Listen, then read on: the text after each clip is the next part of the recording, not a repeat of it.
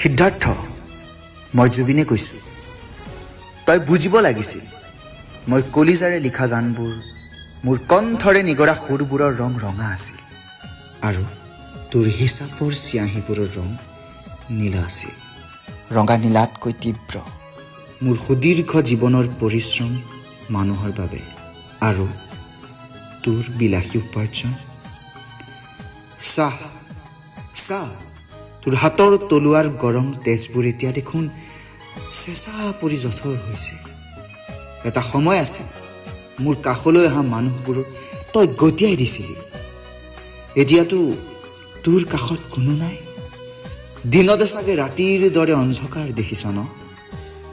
ভয়ংকৰ শূন্যতাত ভুগি নিজৰ হাতকৰিৰ ৰছীত নিজে ধৰি নিসংগভাৱে খোজকাঢ়িছ।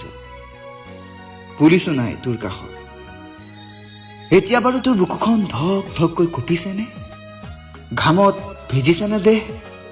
শুকান পাতৰ দৰে কঁপিছেনে বাৰু তোৰ শৰীৰ? নে নিজকে প্ৰতিমূৰ্তি যেন লাগিছে? মই যেন তোক প্ৰাণ বুলি ভাবিছিলোঁ আৰু তই মোক প্ৰাণী বুলি ভাবিছিলি। এতিয়া তোক কি প্ৰাণীয়ে প্ৰাণ দিব ক?